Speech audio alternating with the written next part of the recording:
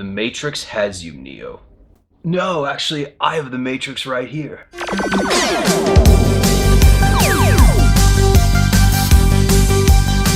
What's going on, everyone? This is the Movie Maniac. Thank you for watching, and today we're going to talk about The Matrix Resurrections, which you guys might remember in The Matrix 3 when Neo shaved his head, ended up on this prison planet where there was only one alien and they had to fight it with fire.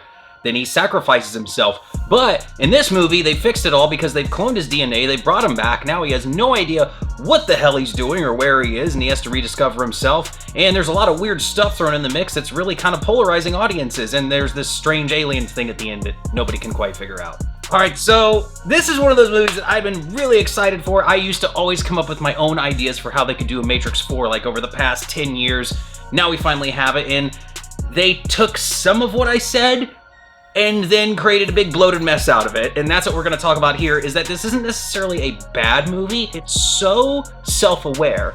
It's been described as being very meta, to the point where it's almost like the new Nightmare film from the Nightmare on Elm Street series. I'm not kidding, and a lot of people are saying this. You know, that's fine, but for having that in a Matrix sequel, that's really bizarre. There are many different paths you can take with this movie, and on one hand, it's great to see all these characters back. I didn't realize just how much I missed Neo and Trinity, and when the movie starts seeing that Warner Brothers logo with the green tint and the Matrix theme coming on, I mean, like, I missed that. That gave me goosebumps when that came on. I was so ready for this movie. And it does bring you back into the world of the Matrix, kind of like the first one does, which is fun, it's exciting, it's been a long enough time that maybe we can kind of go through this again to some extent, which this film does, but it's what it does with that. This movie tries to have its cake and eat it too, where it does talk about fan service, but it's trying to do it in a clever way. It's almost announcing the fact that Warner Brothers is going to make The Matrix 4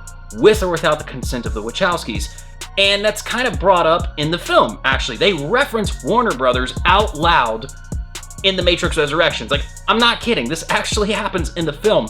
And while this kind of screenwriting is fine, the question becomes, why are we going total last action hero mode in the middle of the Matrix series? It's just a strange decision to make, and one thing these films have been known for are their terrific action sequences.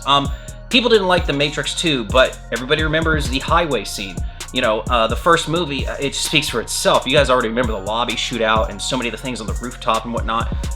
You don't really remember much here. I mean, this movie feels massive, so it has a huge scale. Yes, it certainly does.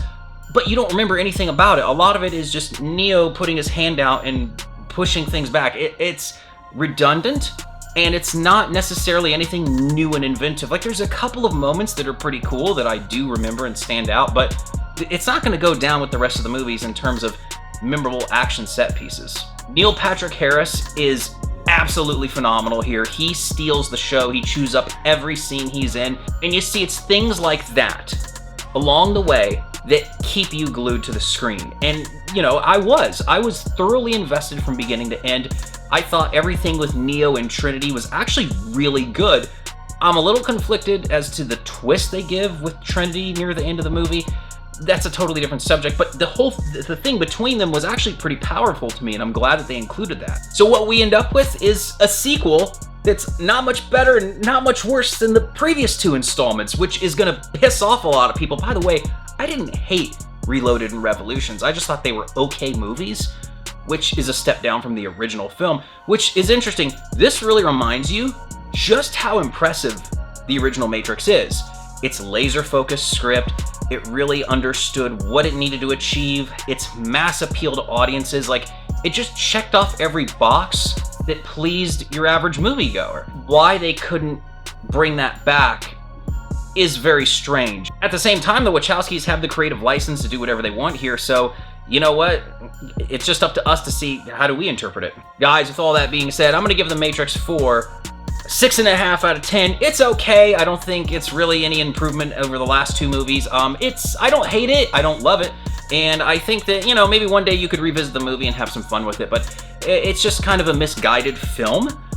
In many ways, it's spectacularly entertaining because of that, and I love that they kind of went for it, even though it's a bit over the top.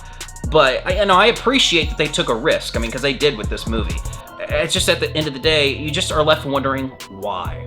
When you could have taken so many other approaches, what was the point of going with this one? Alright guys, what do you think of the new Matrix movie? Sound off below. Most of you already know the drill, but for those who don't, make sure to smash that notification bell. Like, comment, and subscribe so you can stay inside the mind of a movie maniac.